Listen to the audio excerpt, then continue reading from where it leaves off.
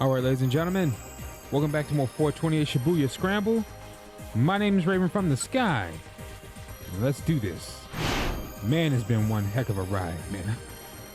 Oh, I enjoyed this game. Games like this are a breath of fresh air when you're used to the meta or used to playing the same type day in and day out. I really enjoyed this. And it's a shame because games like these get overshadowed all the time. She felt the hand firmly clutching her own as she hazily returned to consciousness. It's the epilogue, so I know that this is the ending here. This hand. Whose is it? My father's?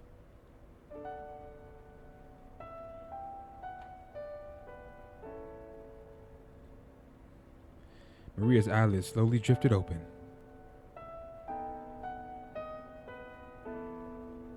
Maria, you're all right now. Her father was indeed beside her, holding her hand. A surprising warmth radiated from his slender, bony palm.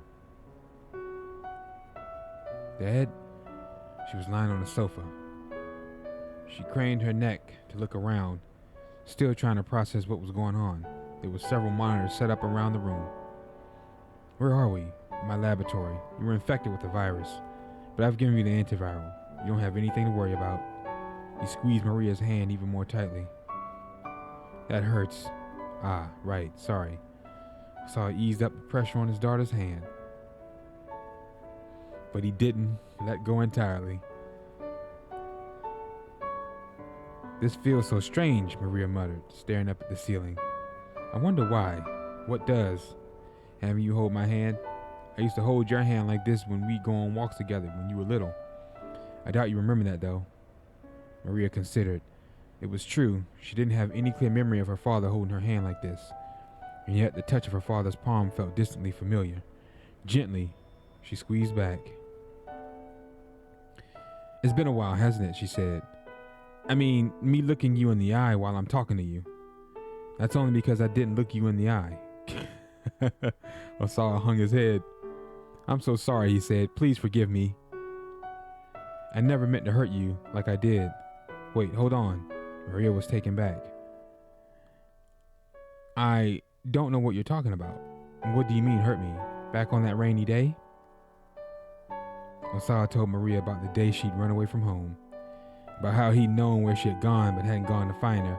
About how he'd given in to his anger and struck her when she came back home. When he finished, he hung his head once more. I'm sorry. I've been such a terrible father. Maria cracked a impish smile. Oh yeah. I guess that did happen. Osawa frowned. You know, she said, I'd totally forgotten about that until you mentioned it just now. I mean... No, I can't believe that, Osawa replied. The way I hurt you, He sounded so disappointed in himself. Dad, it's not like I can't let myself dwell on each and every detail of my childhood. I mean, in the 19 or so years I've been alive, I've been hurt in lots of different ways. A child experienced so much more than what her parents knew. That was what growing up was all about. Ain't that the truth?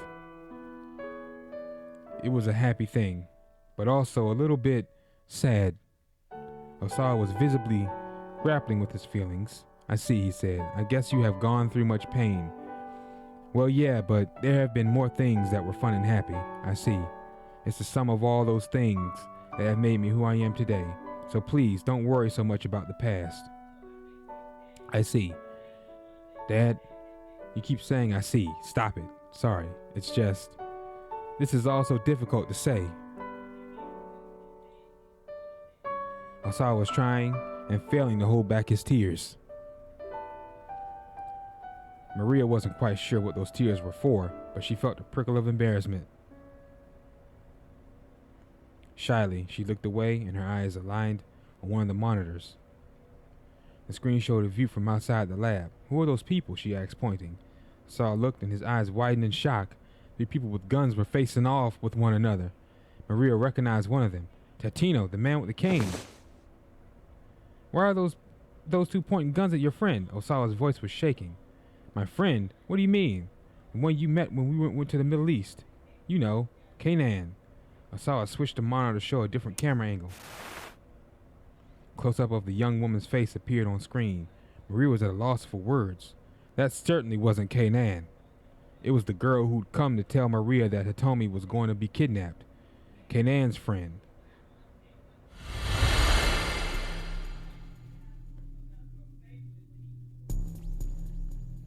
It had happened 3 days earlier. While Maria was on her way home from campus, a girl approached her telling her she was a friend of Kanan. Kanan asked me to pass along a message, she said. Then she showed Maria a video recording. The video quality was quite poor and the voice indistinct. As a terrorist who's after the antiviral agent your father is developing, Maria listened in shock as the message continued. The terrorist plan was already in motion and Hitomi had been infected with the killer virus. Your father used the antiviral to save Hitomi, but the terrorists planned on that. I'll spare you the details, but there's a way to extract the antiviral from Hitomi's blood. Stealing the drug from the laboratory directly is too problematic. The terrorist intends to get it directly from your sister. Hitomi is certain to be kidnapped sometime in the next few days, and so I have something to ask you.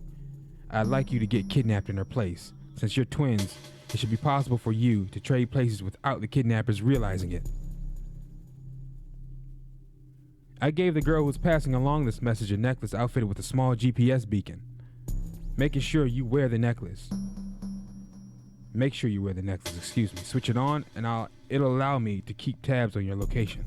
I promise I'll come and rescue you. Please help me. This is the only way we can keep the antiviral and Hitomi safe. The video ended and the girl handed Maria a necklace with the ornate pendant and showed her the hidden switch on the back. Kanan's coming to Japan? Maria asked. She's already here. She's ready to risk her life for this mission. Risk her life? Maria stared uneasily. So this terrorist who's after the antiviral drug, is it Alphard? The girl looked shocked. You know about Alphard. Kanan told me that taking down Alphard is her purpose in life. But Alphard has ties to the CIA, so it's hard for Kanan, I call her K9, to get any good leads. That's true, which reminds me, you should have this. The girl held out a photograph. This man is dangerous. It's Stanley. Remember I said a while back he's in on it? Stay away from him. He's an ally of Alphard. Maria did her best to burn the man's image in her mind. All right, the girl said, I've passed along everything Kanan wanted me to tell you. What you do next is up to you. Wow.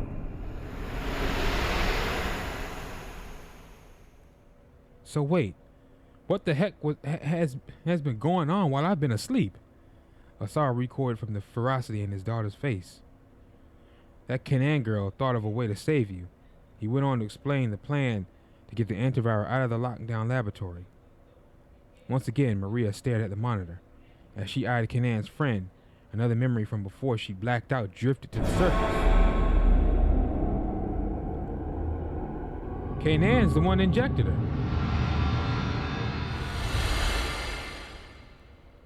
Suddenly, it dawned on Maria what this girl was planning. She pretended to be Kanan in order to get into the lab, she said, scowling at the image on the monitor. Osawa looked at the screen and then at his daughter's face. Well, then who in the world is she? Maria already had the answer. There was no doubt about it. That girl was Alphard. Yep! You got it. I mean, she hit that right on the money. And she just woke up and put all that together. The instant she realized this, she knew they were in danger. If Alphard managed to infiltrate the lab, there was no way she'd be satisfied with simply getting her hands on the antiviral. She soured ruin everywhere she went. Is something wrong? Osawa asked uneasily. Maria, what is it? Maria's mind was racing. She spoke her thoughts out loud. She's going to kill you so the drug can't be recreated. No, that's not thorough enough. She's going to destroy this whole facility. But how? Vague possibilities tumbled through her mind, but she couldn't be sure what the terrorists might be planning. She gritted her teeth in frustration. Don't worry, Osawa said. I don't know who that girl is, but right now she's outside the lab. There's no way she can kill me or plant a bomb in here or anything. Yeah, I know, Maria gave a tiny nod, but something gnawed at the back of her mind. Oh, make sure you wear the necklace. Hurriedly, Maria took hold of the pendant and hung around her neck.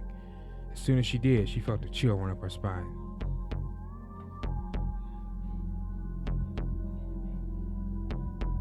She went back over the details of Alfred's plan as her father had explained it.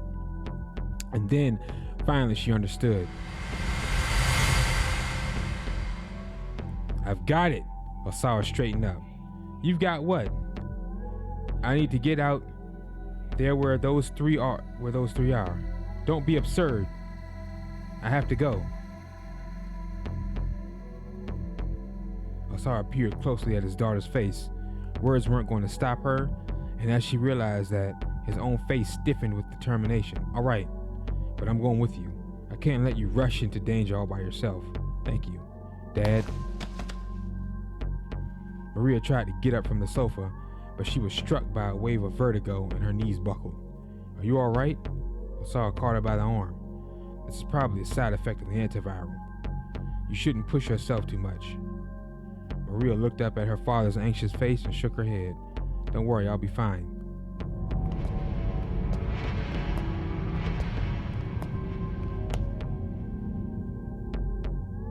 Her body was weak with lethargy, her mind trapped in a disorienting haze.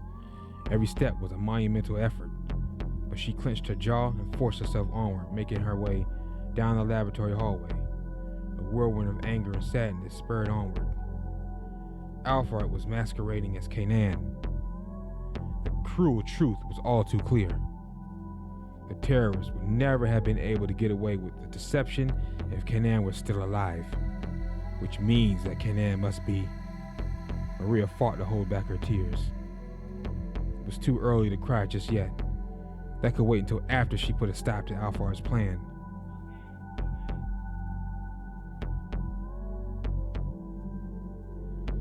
Using her rage to suppress her sorrow, she shoved open the door in front of her.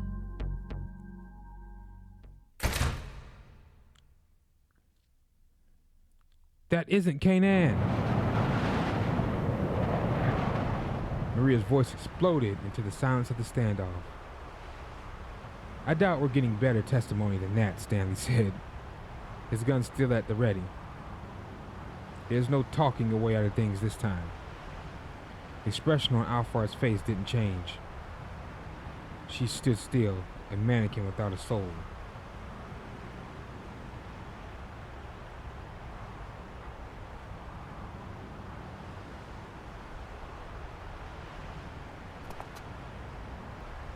What did you do to Kanan? Maria demanded, marching unsteadily toward the terrorist. Maria, stay back! Osawa exclaimed. She ignored him. Hey, don't get any closer, Tateno barked. He looked exhausted, on the verge of collapse. Answer me, Maria cried, still advancing. What happened to Kanan? But still, Alfred said nothing. Stanley, too, began edging towards her. It doesn't matter what you ask, he said. She won't tell you anything. Bit by bit, he inched closer. He was going to try to take her down. Let me turn your question around, Alfred said abruptly.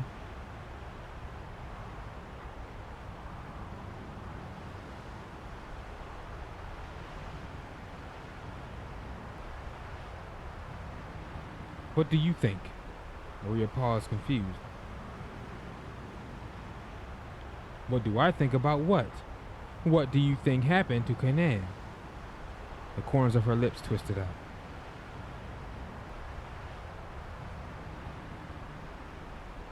Shaping a mirthless smile. You killed her, didn't you? Maria's words came out as a whisper. What was that? I couldn't quite hear you. You killed Kanan, didn't you? This time Maria cried out with biting fury. Alfred snickered.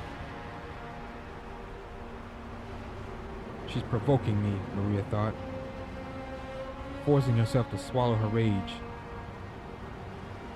She couldn't let herself get caught up in Alfred's game. or her anger would spill out of control. Why are you laughing? By force of will, Maria made her voice firm and steady. Because I'm guessing you weren't expecting me to show up here. Alphard raised an eyebrow ever so slightly. This thing here is a bomb, isn't it? Maria held out the necklace. What? Stanley furrowed his brow. Ah, of course. Even if we managed to catch you here, you'd still be able to destroy the lab. Still, the smile remained on Alphard's face.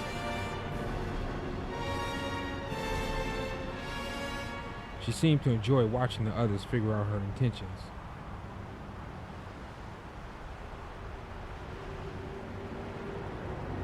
But you can't trigger the bomb with me standing this close to you, can you?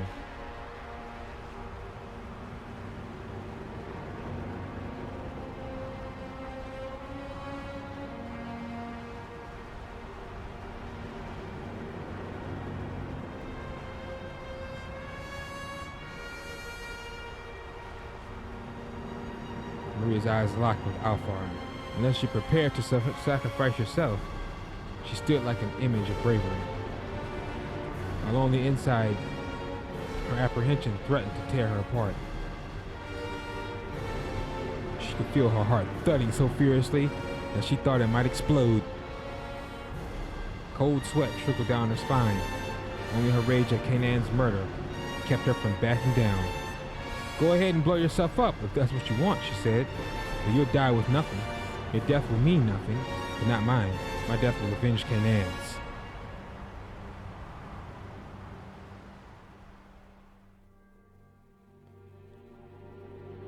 Silence fell outside the laboratory gates.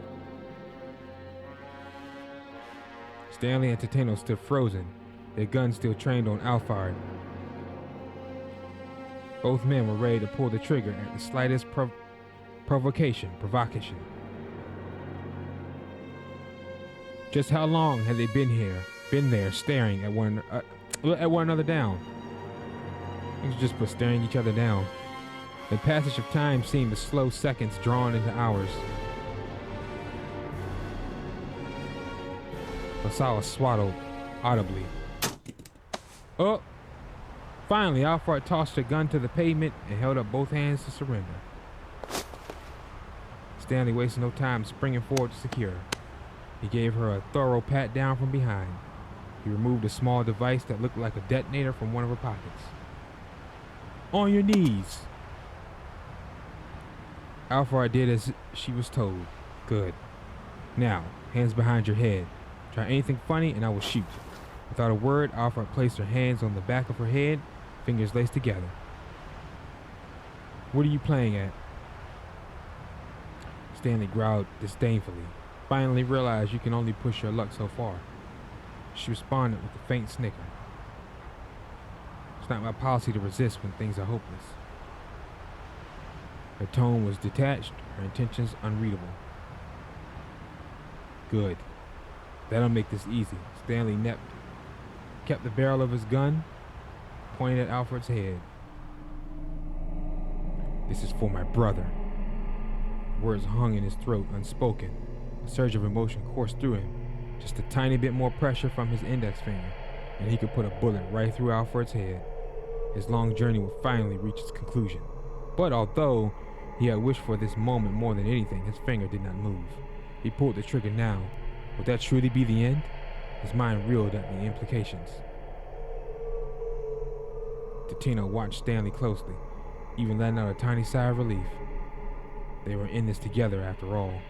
Now, they just needed to be careful not to let down their guard. He kept one eye on Alfred as he went to pick up the gun she discarded. But he was too late. The gun was gone. What? This is for Kanan. Oh man. Maria had lunged forward, snatching up the gun. Maria, no! Osawa cried. What are you thinking? She ignored her father, taking aim at Alfard's forehead. Kanan's dead, and you're gonna pay. The smoldering rage she fought to hold back blazed up, and she renewed fury. Maria, Stanley said calmly, put down the gun. He had nothing but words to stop her. There was no telling what Alfred might do if he took his gun off her. What will this accomplish, he asked, keeping his tone level as possible. Maria's face remained awash with anger. Maria! Her father pleaded. Please don't do this. Latino took a step forward. Go on, hand me the gun. Stay back! Maria's arm trembled as she aimed the gun. Everyone stood froze, not even daring to breathe. The slightest wrong move might bring disaster. Yep, the silence roared.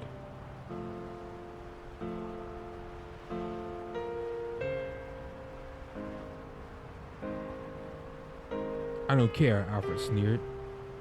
If you want to shoot, then shoot.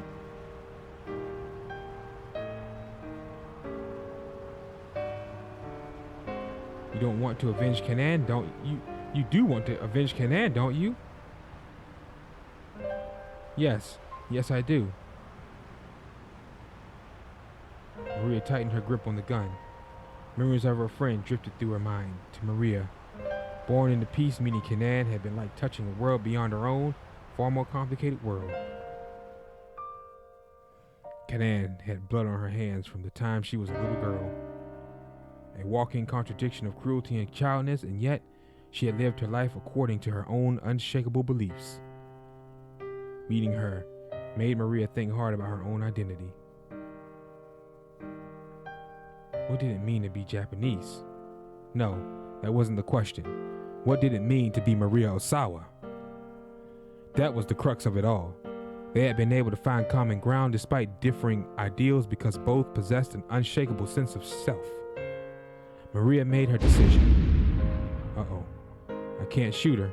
I'm not like Canaan. I'll pull the trigger and finish what Canaan started. That's the one way to make this right by her.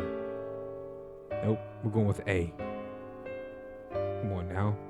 Maria's anger dissipate like smoke in a sudden wind. Like, that's not gonna bring Canaan back, you know what I mean? And would she really want you to do that? Think about it. So I went with A. The tension seeped from her body, and she carefully lowered the gun. What's the matter? Alfred smirked. Why won't you shoot? Her eyes blazed with contempt for Maria's naivety. Let you rot for life in prison. That's what we're gonna do.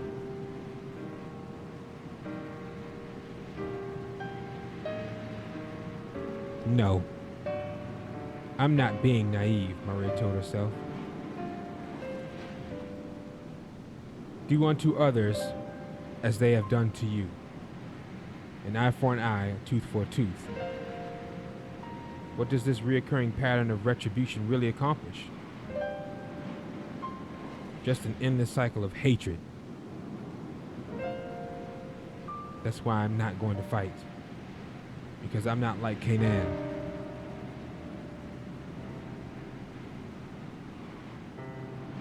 Tears flooded from her eyes. I'm not like Canaan, but people who are different can still be friends. And I'm not going to honor, and I am going to honor our friendship by not taking revenge. No matter what happens, I'm not going to hurt anyone, Maria said. Maybe that's not very realistic, but this is my fight, and I'll fight the way I choose. She wiped away her tears. Wow.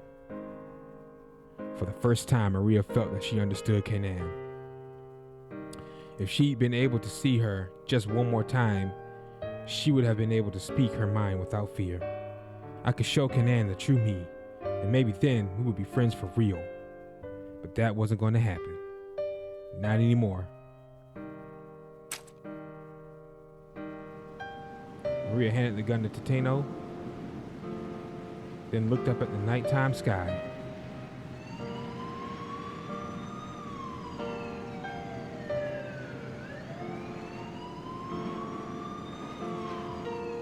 In the distance, she could faintly hear the sound of police sirens.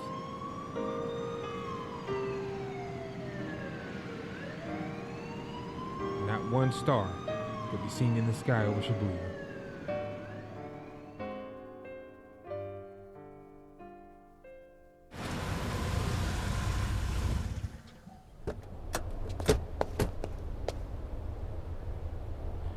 black car of foreign make arrived at the laboratory and pulled up to the curb. Who the heck is this? Stanley's superior, Gordon, emerged from the back. A few of his men followed and promptly placed Alfred in handcuffs. She said he was dangerous. She was probably just saying that he wasn't dangerous, he was a cop, but she was probably just saying that so she wouldn't go to the police. Because that's I thought they would had me thinking they were in on it. Well done, Gordon said. Stanley gave him a slight nod. I'll be taking Alfred back to headquarters.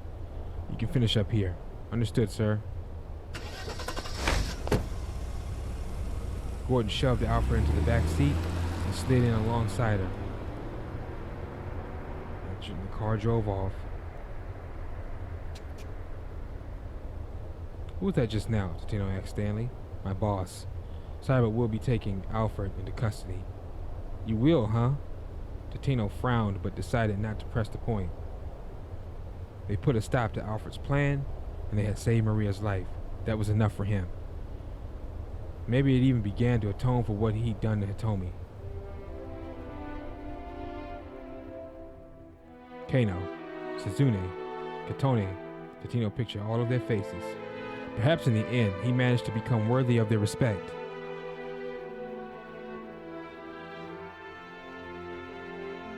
It's all over, Stanley spoke under his breath.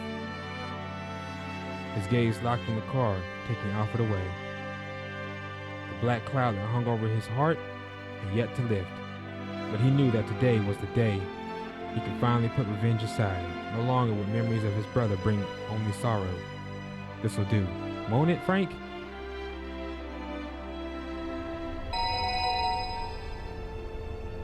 Abruptly, Maria's cell phone rang in Stanley's pocket. That's right.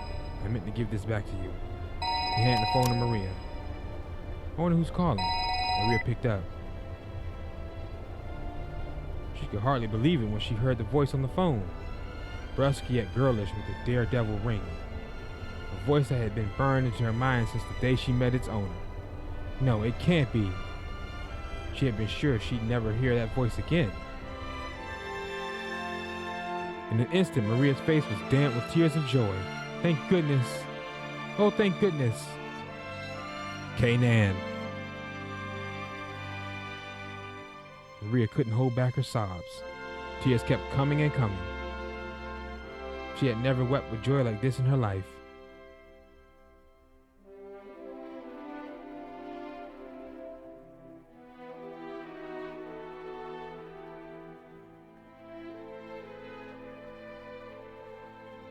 "2 seconds. Aichi held his breath. He could no longer feel the seconds ticking by. The numbers on the display were changing more and more slowly. But still, he watched in fear. 2 seconds. It was impossible not to fixate on the countdown. 2, 2, 2. Kano and Aichi continued to stare at the timer. 2. It had stopped. The timer had actually stopped. We did it! Aichi dropped to his knees with a cry of triumph. The rest of Shibuya Scramble burst into cheers. You are one reckless guy, you know that? Kano held his hand out. Aichi grinned up at him. That makes 2 of us. The 2 clasped hands firmly. The handshake conveying more than any words could have. Aichi! Susumu came rushing over. You did it, man. I knew you could do it. The 2 bumped fists. It weren't just me, Aichi said. Could have never done it without you guys' help. Susumu smiled bashfully. Hey, Susumu, take care of SOS for me. You got it. Susumu looked him squarely in the eye. Aichi gave a little nod, and the 2 solemnly bumped fists again. Suddenly, there was a blinding flash. Aichi spun around to see Chaiki standing there, beaming happily, her digital camera ready for another shot.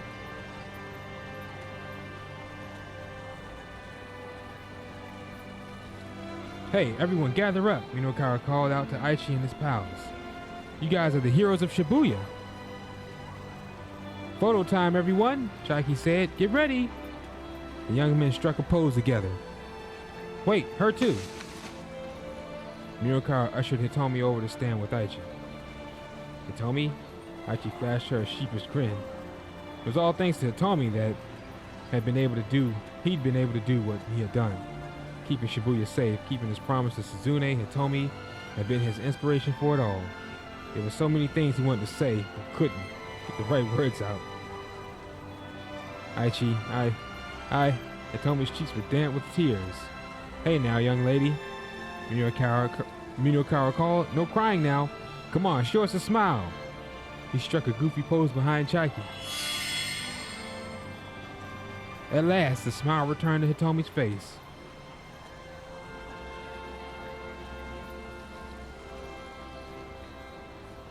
It really is the best. Hitomi looked up at Aichi in confusion. Your smile, he said, it's the best. I don't care what anyone else says. He spoke so earnestly that Hitomi couldn't help but to smile even more. Okay, here we go, people. Get your best faces on. At Minokawa's signal, everyone let out a joyous victory cry.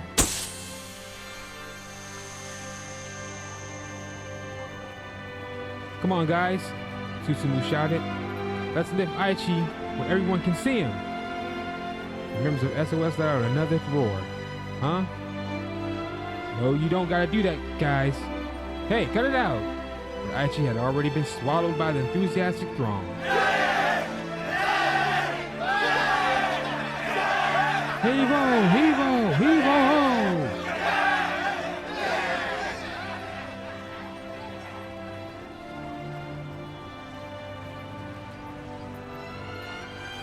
There in the middle of the scramble, Aichi being hailed as a hero.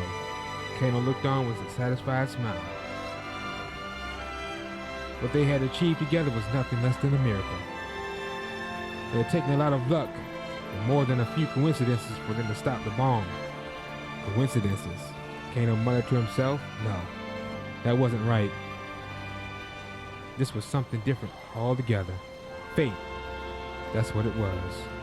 And not just one person's fate. The destinies of several people who had collided, gathering momentum until coincidence became inevitability and Shibuya was saved. The raunchous crowd tossed Aichi high into the air again and again. As a plainclothes detective, Kano would probably never have been showered with adulation quite like that. Well, that was all right. The detective's duty was to ensure the safety of the people. He didn't put his life on the line so that he could be a hero. Just seeing all those smiles, that was good enough for him. Kano only needed the approval of one person, and that was Rumi. Rumi, I hope she managed to get out of Shibuya okay. Suddenly worried, Kano pulled out his cell phone. There was a whole bunch of things he wanted to tell her. He couldn't share the whole story, police rules wouldn't allow it, but he wanted to let her know as much as he could. That the kidnapping case had been resolved safely, for instance. That he'd learned about the tortured past of the detective he so admired that his partner was going to pull through. That he managed to finally talk to her father. That he'd put his life on the line to save Shibuya from danger.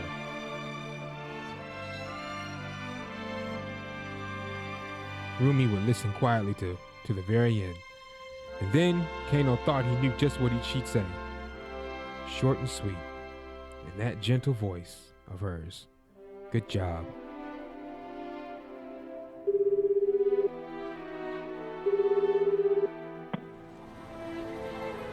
Hi, Rumi, hello? There was no response. Did they have a bad connection? Hello? Rumi, are you there? Can you hear me? Look, the case is closed now. If you're still somewhere close to Shibuya, I'd love to see you if I can. You want to see me, huh? Don't you have a mountain of paperwork you should be doing first? The gruff voice was Shizu's. Oh, shoot. Oh, well, you see, Father, I told you not to call me that. Shizu, barked so loudly over the phone that Kano's ear rang. Right, no, of course. And yes, I'll do my job. I just wanted to check and make sure that Rumi was alright. Looks like I misjudged you. Maybe you are the kind of guy who'll blow off work to go meet with a girl. Dad, hey. Kano heard Rumi's voice carry out with exasperation. Come on, let me have my phone. I know that work is important, sir, Kano said hurriedly, but Rumi is even more important to me. Felt his panic rising. After all that had happened, he didn't want Shizu to end up with a bad impression. Oh, be quiet.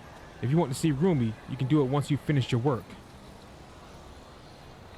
Well, but I'm not sure when that's gonna be. I waited on you today a lot longer than I wanted. So that at this point, I don't care how long it takes you. We can wait all night if we have to. Shizu let out a peculiar sigh. And then you and I can talk again about you marrying my daughter. Huh? Before Kano could be sure he heard that right, Shizu hung up. Huh? What? He stared at the phone, his mind reeling.